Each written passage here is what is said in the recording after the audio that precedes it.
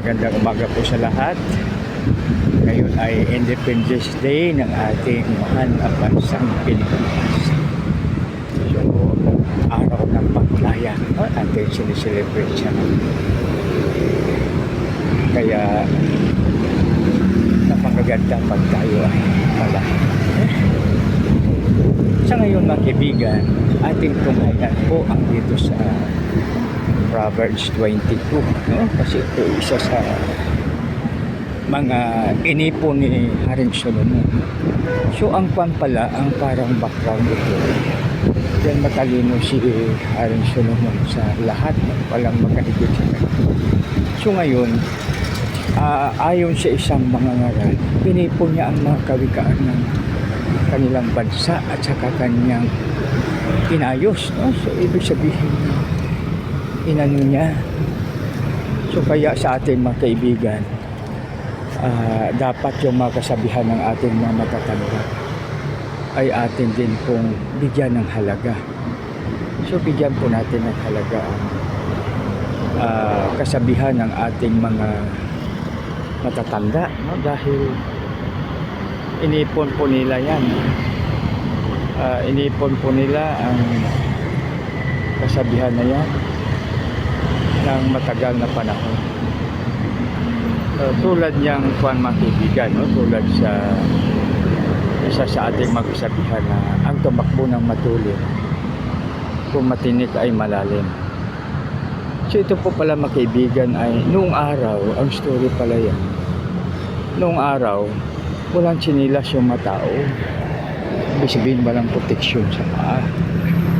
Kaya ang ginawa, no, ang tumakbo ng matulin, kaya dahan-dahan talaga. So, ibig sabihin niya pag tayo ay nagmamadali, mahirap, no? So, halimbawa itong mga nagmumotor, pag mabilis ang takbo, halimbawa magtakbo ka ng 120, pag kaya makipigat sa humps halimbawa, so tatalbog ka niyan. Kaya yun ang mahirap pag mabilis, maliban na lang kung sa mga highway. Pag sa highway po kasi walang problema, no? Kasi okay. So balit kahit na, no? Kahit sa C5 nakalagay na 60 lang, no? Ibig sabihin yung pinaka natin ay 60 kasi pag magsobra po dyan ay napakahirap, no? So hindi natin makontrol. So talbog ka talaga, no? Lalo lang dyan sa may Quezon, no? Diba may mga release pa ng train dyan na hindi basta-basta manakang matao dahil sa bigat. So pag may nakuumbok 80 po yung takbo mo, delikado, no? Kaya ang mga kawikaan mga kaibigan ay napakahalaga sa bawat isa sa atin. Bigyan po natin ng halaga. Kasi inipon yan ng ilang taon, no? So alam mo, mayroon akong sample mga kaibigan na ako mismo ay nagluto nito, no? So yung gata, ibig sabihin yung niyog mga kaibigan, halimbawa pero mo yan, no? Pag halimbawa ako doon sa makauwi ako sa probinsya, so ang ginagawa ko yan dahil maraming niyog, pinamimigay lang o kaya hinihingi. So ngayon, di ba kakayurin ko muna, no? So siyempre manual yan, manual. Pero mga kaibigan, mapalad tayo ngayon dahil mayroon ng di makina. Yung pangkayod na di makina, mabilis na lang, no? So sa akin, kasi ang bayad mo doon, halimbawa sa'yo, magbayad ka ng 5 or 10 piso para sa kayod. Tapos, mamasahe pa po kayo ng 15 papunta, 15 pabalik. So balit mayroong kay biyanan sa aking biyanan. May may inayos lang na kuwan. May inayos po ako na pangkayod.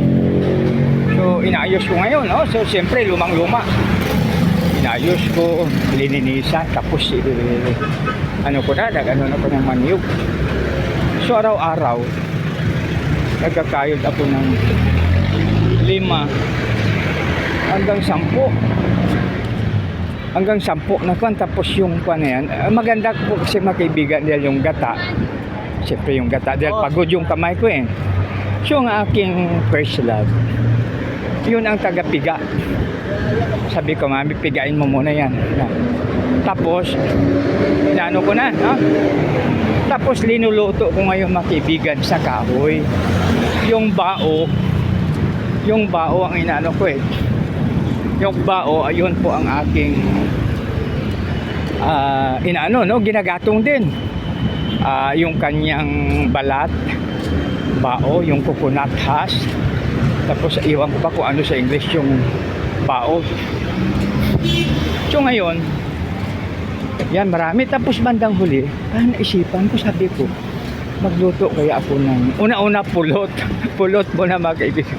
Yung sinabi nating pulot, yung ano, yung mantika na madali na lang sa magmantika, nilalagyan ko ngayon ang asukal. So ang sarap pala. Ang sarap ipalaman sa tinapay. So sabi ko, ito lang po pala. Ang sarap pala. Ang sarap siya na ipalaman sa tinapay talaga. Tapos yung latik naman, yun, oh. Kaya alam niyo ba mga kaibigan na ang latik, napakahirap pa lang. Ibig sabihin, napakarami pa ng niyog ang kailangan, tapos magiging latik. So mga kaibigan, yun ang kawikaan. Kaya mga kaibigan, alam niyo sa mga kabataan ko ngayon, ang advice pala ng matatanda ay hindi basta-basta. Kasi nadaanan na nila eh. Ibig sabihin na nakapunta na sila doon sa paroonan ng mga bata, no? Pero sabi ng mga pilosopo, bakit papa o bakit lolo hindi tayo nagsalubong na papunta ka doon? Napabalik ka na bakit hindi tayo nagsalubong, no? So yung mga philosophical way na lang yan na pagsagot, no? Pero napakatindi talaga. Tapos isa pa mga kaibigan, sa kawikaan nakalagay doon sa Ephesians 6:1-3. So bakit nasulat yun, no? Nakalagay po kasi doon mga anak, sundin at igalang nyo ang iyong mamagulang upang kayo magkaroon ng mahaba at masaganang buhay. Ito lang ang utos na mayroong kalakip na pangako. So sa bagay sa 10 commandments mga kaibigan, yun lang po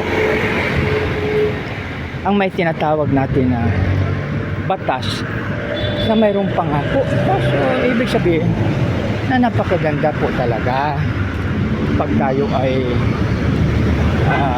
ating susundin, no? So pag sundin natin ang mathematical styles, obedience plus respect equals long and abundant life. Napakaganda po talaga mga kaibigan pag tayo ay sumunod at paggalang. Sa pagsunod at paggalang, mayroong tinatawag, may kapigat na pagpapala. Dahil pag hindi tayo sumunod, walang pagpapala. Subalit mga kaibigan, pag tayo ay sumunod, mayroong kalakip na pagpapala. Hindi ba napakaganda? Napakaganda mga kaibigan pag tayo ay makareceive ng pagpapala. It is nice to receive blessings. So yan mga kaibigan, dapat po nating tandaan ang pagsunod at paggalang sa ating mga magulang. Kung kanino man po na uukol ito, lalong-lalo sa ating God Almighty, napakaganda. Dahil mayroon tayong tinatawag na pagpapala. Mga kaibigan, ang iyong abang lingkod ay nag-boxercise, no? Mula doon sa Maricaban Sports Center, dito EDSA na po ngayon, no? Aurora Boulevard Corner, EDSA, no?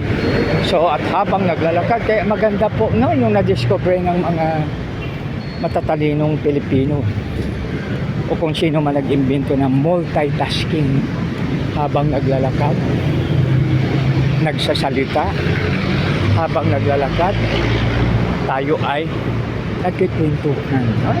So, di natin alam, EDSA na po pala. No? So, yan, iba na naman ang topic natin. No? Ipagpatuloy natin. Dito na po tayo sa EDSA. Ito ay Aurora Boulevard, EDSA, northbound side.